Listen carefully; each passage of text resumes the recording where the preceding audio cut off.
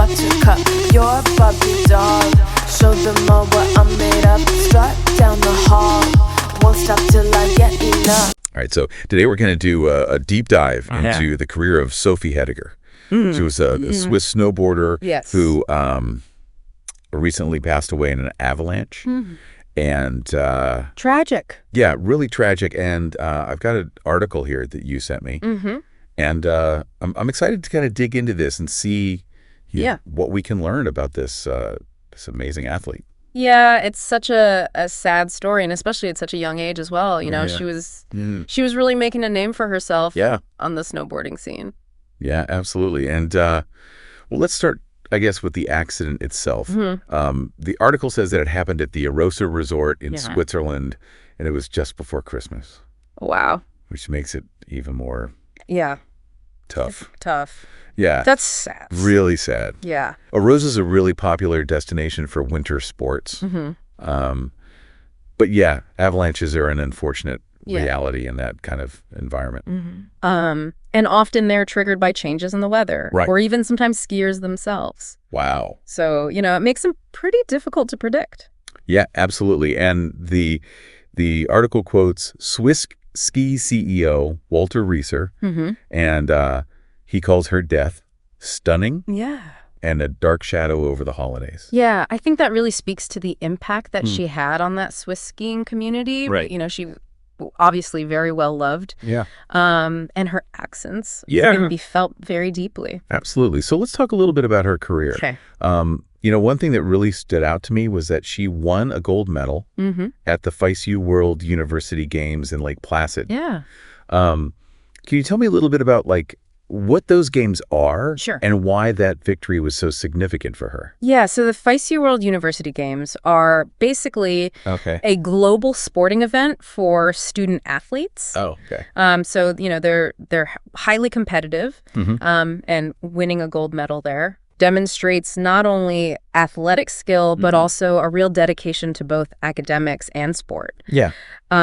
So for Sophie, this win, I think, really signified this incredible resilience, especially after competing at the 2022 Beijing Winter Olympics, where she didn't actually medal. Right. Yeah. And that must have been tough. Yeah. You know, like you trained for that your whole life to get to that point. Absolutely. And then to not come away with anything and then to bounce back from that and win a gold medal, like that's amazing. So it was real strength of character. Yeah, absolutely. And speaking of achievements, the article also mentions 2 World Cup podium finishes, including a second-place finish in St. Moritz. Yes. Now, what makes St. Moritz so legendary in the world of winter sports? Well, St. Moritz is like the place to be, you know, for winter sports. It's hosted the Winter Olympics twice. Wow. And it's just renowned for its challenging slopes and its kind of glamorous atmosphere as well. Oh, wow. So getting a podium finish there, especially in snowboard cross, is huge. Okay.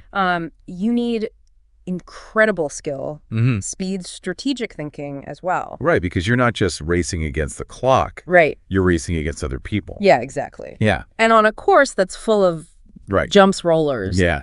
Yeah. So it sounds like she was on a really upward trajectory. Absolutely. Yeah. She was a fierce competitor. And yeah, she definitely had a bright future ahead of her. Yeah. And that's what makes this, you know, all the more tragic. Yeah. Is that, it really is. You know, she was taken from us so soon. It is a reminder, I think, of the beauty, but also the inherent risks associated with these mountain sports. Yeah, absolutely. And it also makes you think, you know, when you read a story like this about pursuing passions, you know, what do you think drove her to achieve these heights? Well, I think from what I've seen, Sophie had this unique combination of talent, discipline, and genuine love for snowboarding.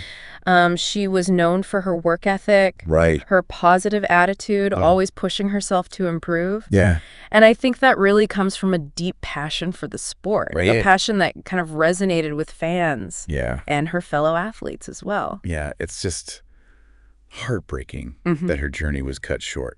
It is. But her accomplishments will undoubtedly continue to inspire young athletes. Oh, for sure. Yeah, I think her legacy will live on, in the hearts of those who knew her and in the sport that she loved. Yeah. And her story really reminds us to embrace those things we're passionate about and live life to the fullest. Yeah, absolutely. And it makes me wonder, if she had any routines or rituals that fueled her success on the slopes. I mean, to be that good, you have to have so much dedication, so much mental fortitude to compete at that level. Yeah, it's inspiring.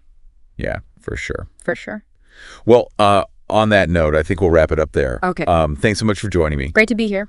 And we'll see you on the next deep dive. Looking forward to it. All right, take care. See ya. Bye. Bye.